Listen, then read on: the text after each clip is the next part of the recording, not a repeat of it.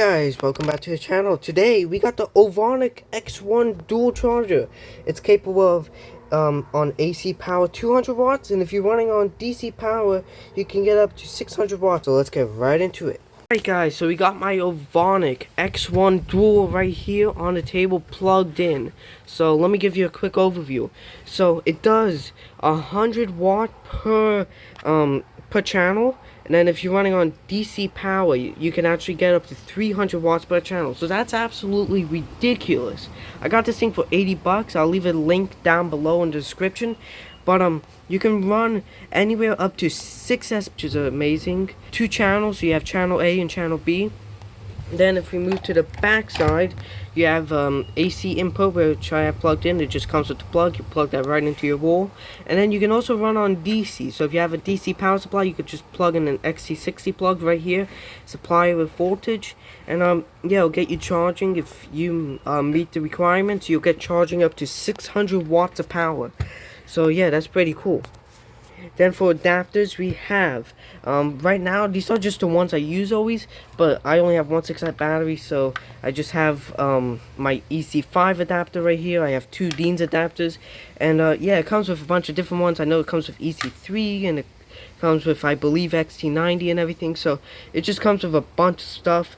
And also it comes with 2 of each, so I actually have 2 of the EC5 connectors, so it includes a ton. If we move to the side, actually, we also have a little 5 volts 2 amp output, so you'll get 10 watts out of this. So you can plug in anything you want in there. You can even charge your phone off of it if you want. So now we can move into the charge. So we got a Z6000 milliamp hour 6S battery hooked up right now with the EC5 adapter.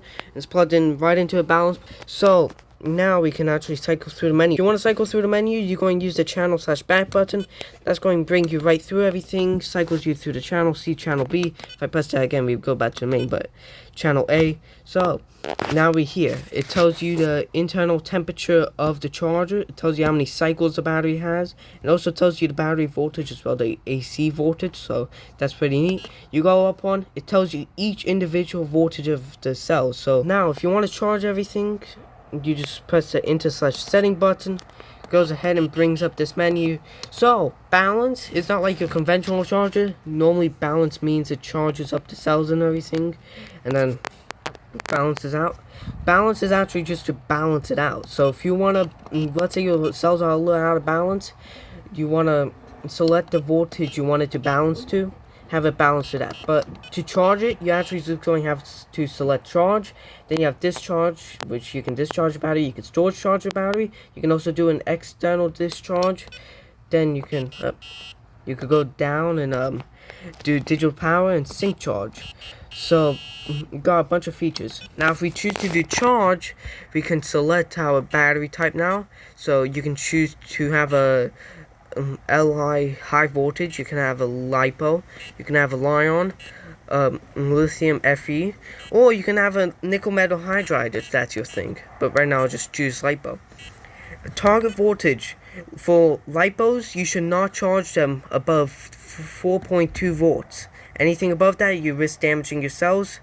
So just make sure you charge up to 4.2 volts if you want. If you want to preserve your battery a little bit, you could actually charge it to 4.15, but that's not really needed. You could just charge up to 4.2.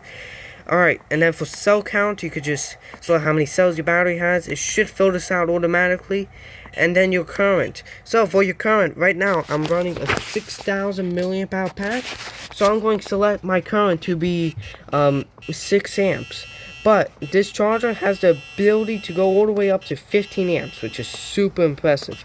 But for me, I'm just going to select 6 amps. So if you had a 100 milliamp hour battery, you're going to put 0.1 amps. If you have a 1500 milliamp hour battery, it's going to be 1.5 amps. You get the drill. So now you can just start task. We'll start charging up my battery. I'll actually leave it charged while we do this. This tells you the amperage. This tells you how many milliamp hour had been charged. And if we go to the main menu now I can show you the settings. So we hold this, and then you have to hold it again because I was just charging, so I had to stop it. So there's a bunch of different settings. You can actually factory reset this, think it will be in system parameters. Yep, you can factory reset it and it'll reset all the settings. So actually, if we go into system parameters, you could change the language. So you could select whatever language you want in there.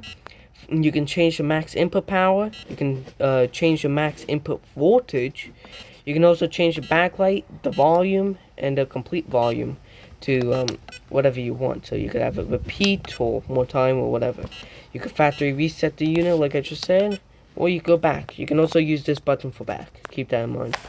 Alright, task parameters, you can just select whatever you want. So safety time, if you don't, let's say if the charger goes rogue for some reason and starts charging for a long time, this stops it. I should actually lower that a little bit because it should not charge for that long. Alright, and then we have the capacity limit. So if it detects above 10,000 milliamp power, it does not let it charge. But anything at that or below it, it's fine.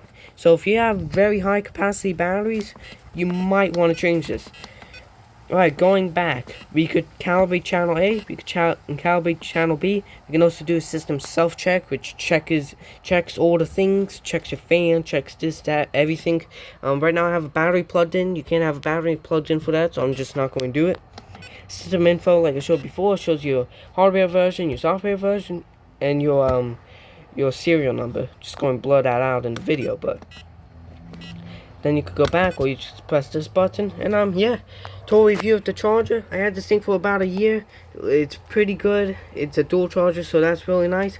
Charges up everything nice and fast, so yeah, I recommend it. Link is down below where you could get this for 80 bucks. It's a good charger, and yeah, hope you enjoyed the video, and I'll catch you on the next one.